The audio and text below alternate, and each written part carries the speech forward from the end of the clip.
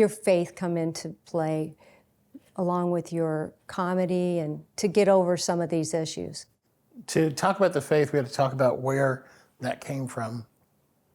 I was 15.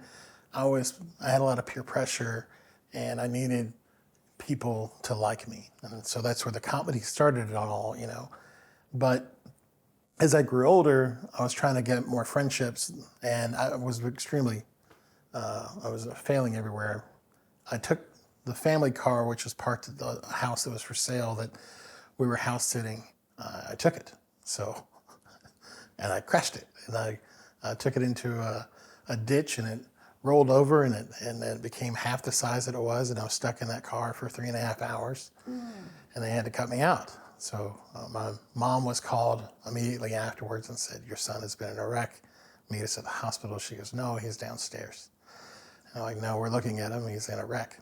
So she got to the hospital in about 8 minutes from a 30-minute ride, which is where I learned to drive, is watching her. So that's probably why I didn't do real well. But once they got me out of the car, I had my right leg was shattered. My knee was where my hip was. My left foot was broken backwards around the steering wheel. My head had hit the windshield 5 times, and it looked like the movie The Predator, where the jaw was out like that, and my torso was all cut up.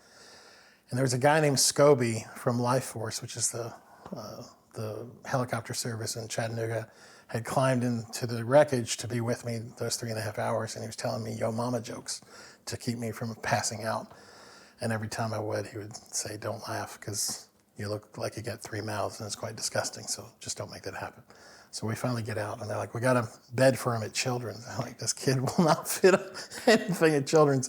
Taken to Erlanger, and I get there, and I don't know if you've ever tried to talk without a bottom jaw, but you can't. You know, it's very difficult to make any words. We get to the hospital.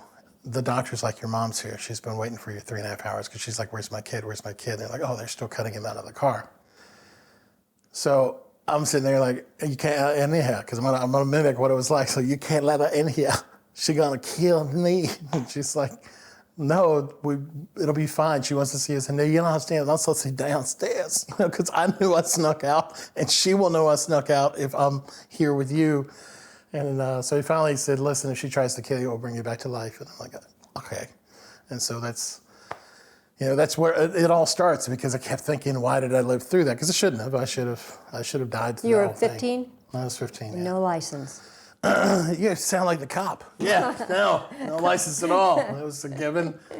And I struggled with understanding what to do for the next several years of my life. And when I was 21, my neighbor from across the street shared the gospel with me. And while I'd gone to Lutheran school, nothing ever really clicked, because I was just trying to avoid getting teased or bullied in school. So I really never got into the gospel. So when I was 21, I accepted Jesus as my Savior, and I learned more about it and got baptized when I was 23.